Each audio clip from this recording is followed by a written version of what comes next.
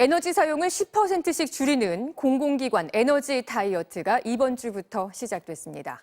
난방 온도를 평균 17도에 맞추고 불필요한 조명은 끄도록 하고 있는데요. 그런데 국회, 법원, 그리고 대통령실과 총리실까지 모두 예외라고 합니다. 이 기관들은 왜 다 빠져 있을까요? 김윤미 기자가 취재했습니다. 서울 중구에 있는 한국은행 화폐박물관. 밤 11시가 되자 조명이 일제히 꺼집니다. 평소 밤새 불을 밝히던 광화문, 흥인지문, 세종시 금강보행교도 불을 끕니다. 에너지를 아끼자는 취지입니다. 공공기관은 난방 온도를 평균 17도로 제한하고 있습니다. 개인 난방기는 사용할 수 없고 실내 조명의 30%는 꺼야 합니다. 이 지침에 따라야 하는 곳은 에너지 이용 합리화법에 정해놨습니다. 중앙행정기관, 지자체, 교육청, 공공기관은 물론 국공립대학, 국공립병원, 그리고 초중고등학교까지 다 포함됩니다. 그런데 빠진 곳들이 있습니다. 국회, 법원, 헌법재판소, 선거관리위원회가 빠져 있습니다. 삼권 분립에 따라 행정부가 아니기 때문입니다. 대통령실과 총리실도 빠져 있습니다. 예전부터 그냥 빠져 있었다고 합니다.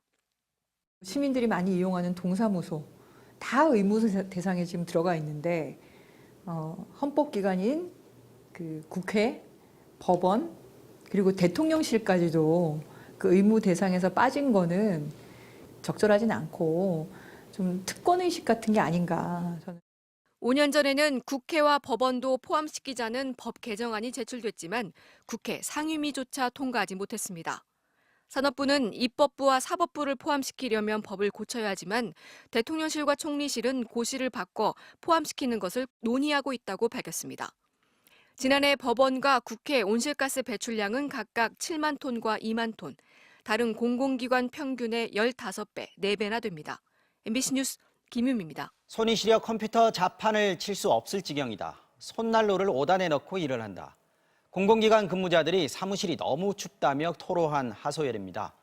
공공기관은 겨울철 실내 온도가 17도가 넘지 않도록 규정하고 있는데요. 이 지침이 건강권 등을 침해한다며 헌법 소원이 제기됐습니다. 에너지 절약 중요하지만 꼭 이런 시기여야 하느냐는 겁니다. 김윤미 기자입니다.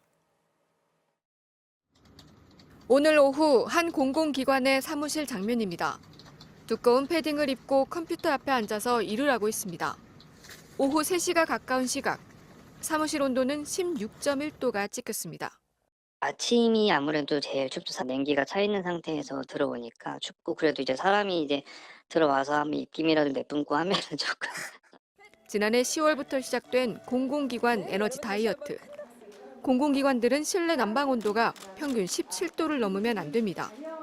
다른 공공기관에서도 핫팩을 사서 5단에 넣어두고 일한다. 손이 시려 컴퓨터 자판을 칠 수 없는 지경이다 같은 하소연들이 나왔습니다.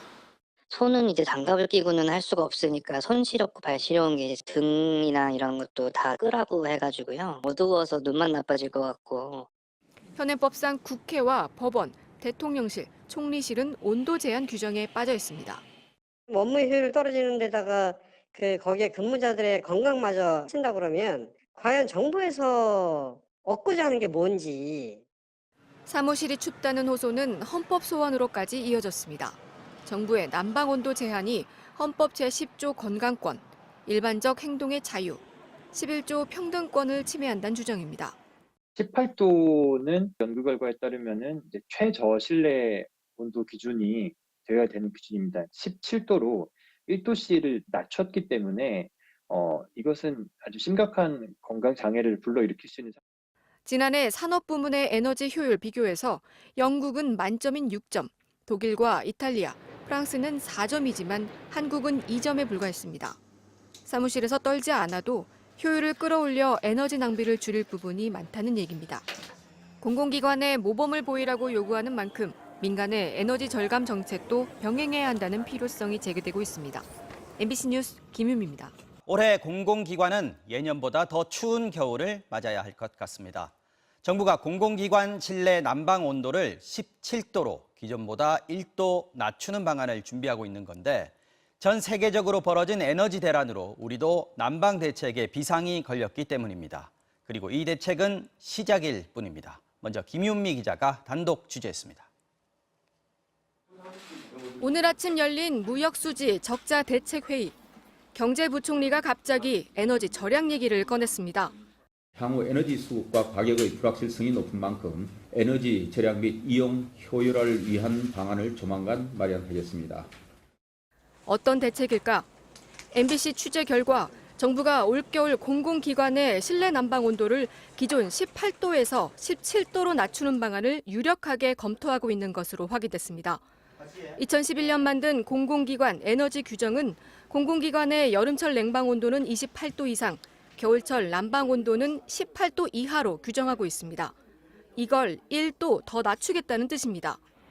정부가 이렇게 하는 이유는 올겨울 전 세계적인 에너지 대란이 우려되기 때문입니다. 특히 천연가스가 문제입니다. 러시아가 유럽에 가스 공급을 제한하면서 천연가스 가격은 2년 전보다 8배나 뛰었습니다. 겨울철 난방에 비상이 걸린 겁니다. 우리나라 건물의 냉난방 같은 에너지는 전기가 52%, 도시가스가 40%를 담당합니다. 정부가 전기요금과 가스요금을 꾹꾹 눌러두고 있지만 이런 방법으로는 수요를 줄일 수 없습니다. 산업부 담당자는 결국 에너지 절약으로 수요를 줄여야 한다면서 공공기관에 우선 절약에 대한 목표를 제시하고 민간도 캠페인을 할 계획이라고 말했습니다. 한국만 이런 게 아닙니다. 유럽은 이미 준전시 상황입니다. 독일은 24시간 불을 밝히던 베를린의 명물 브란덴부르크의 조명을 밤 12시부터 끄기 시작했고 공공건물 실내 온도는 19도로 제한하기로 했습니다. 스위스는 공공기관 난방 온도 19도를 지키지 않으면 형사처벌하는 방안까지 검토하고 있습니다. MBC 뉴스 김윤미입니다.